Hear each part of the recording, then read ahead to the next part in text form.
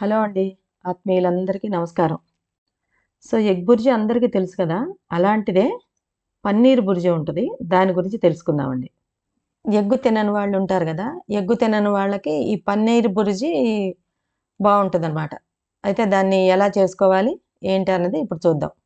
మొదటిగా ఒక బ్లాకు పన్నీరు తీసుకున్నాను నేను. తర్వాత 2 ఉల్లిపాయలు, పెద్ద ఉల్లిపాయలు తీసుకున్నాను. కాసిని కరివేపాకు రెల్లలు తీసుకున్నాను.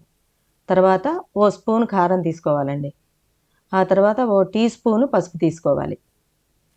తర్వాత పన్నీర్‌ని కొంచెం ఇలా చిదిమేసుకోవాలి. నేను పన్నీర్ ఏం తీసుకున్నాను అంటే, సోయా పన్నీర్ తీసుకున్నాను.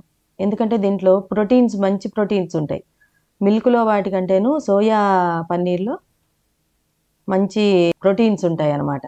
దాన్ని అలాగా శుభ్రంగా చక్కగా నీట్‌గా స్మాష్ చేసేసుకోవాలి. స్టవ్ మీద పెనం పెట్టేసి స్టవ్ వెలిగించేయాలి. దాంట్లో ఓ పావుడు నూనె వేసుకోవాలి. దాంట్లోకి కాసిన్ని ఆవాలు, ఓ టీ స్పూనుడు ఆవాలు సరిపోతాయి. ఓ టీ స్పూను జీలకర్ర, తర్వాత కరివేపాకు, తర్వాత ఉల్లిపాయలు సన్నగా కట్ చేసి పెట్టుకున్నాం కదా! ఆ ఉల్లిపాయలు వేసేసుకోవాలి. అన్నీ వేసేసి వాటిని దోరగా వేపాలి. ఓకే. ఇవన్నీ వేసుకున్నాం కదండీ! ఇప్పుడు ఇది లో ఫ్లేమ్‌లో బ్రౌన్ కలర్ వచ్చే వరకు చక్కగా వేగనివ్వాలి. లో ఫ్లేమ్‌లోనే వేగాలి. ఆ లో ఫ్లేమ్‌లో వేగితే మాడిపోకుండా ఉంటాయన్నమాట. దీంట్లో కొంచెం ఉప్పేసుకోవాలి. ఒక స్పూనుడు ఉప్పేసుకుంటే ఏంటంటే దానికి నీరూరి తొందరగా వేగుతాయి. తర్వాత ఒక టీ స్పూన్ పసుపేసుకోవాలి. పసుపేసుకొని అలా మెల్లిగా వేగాలన్నమాట. బ్రౌన్ కలర్ వచ్చే వరకు వేగాలి. తర్వాత పన్నీర్ వేసుకోవాలి. పన్నీర్ వేసుకొని మెల్లిగా తిప్పుతూ ఉండాలండి. మాడిపోకుండా లో ఫ్లేమ్ మీద తిప్పుతూ ఉండాలి. సో, దీన్ని ఇలా దోరగా వేపుకుంటున్నాం కదండీ! సేమ్ అంతా ఎగ్ కర్రీ లాగేనండి. ఎగ్గుకు బదులుగా పన్నీర్ అనమాట.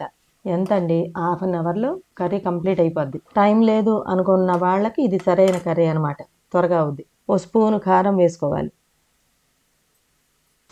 ఈ కారం పన్నీర్‌కంతా పట్టేటట్టు తిప్పుకోవాలండి.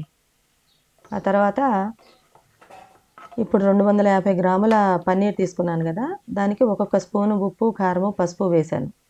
మీరు దానికంటే కొంచెం ఎక్కువ తీసుకున్నారనుకోండి, దానికి డబుల్ చేసుకుంటూ వెళ్ళండి. నేను చేసిన కూర ఇప్పుడు ఇది ఒక ఇద్దరికి, ముగ్గురికి సరిపోద్దండి. దాన్ని బట్టి మీరు అంచనా వేసుకోవచ్చు. కావాలంటే సన్నగా తరిగిన కొత్తిమీర కూడా మీరు యాడ్ చేసుకోవచ్చు. టేస్ట్‌గా చాలా బావుంటుంది. ఇలా కాసేపు తిప్పి మూత పెట్టేసుకోవాలండి దాని మీద. ఒక 2 నిమిషాలు మూత పెట్టుకున్న తర్వాత అది వేడికి మగ్గుద్ది. ఇది చూసారా? ఇలాగ చక్కగా మగ్గుద్దనమాట. కాసేపు తిప్పి లాస్ట్‌లో దీనికి కొంచెం పెప్పర్ యాడ్ చేసుకోవాలి.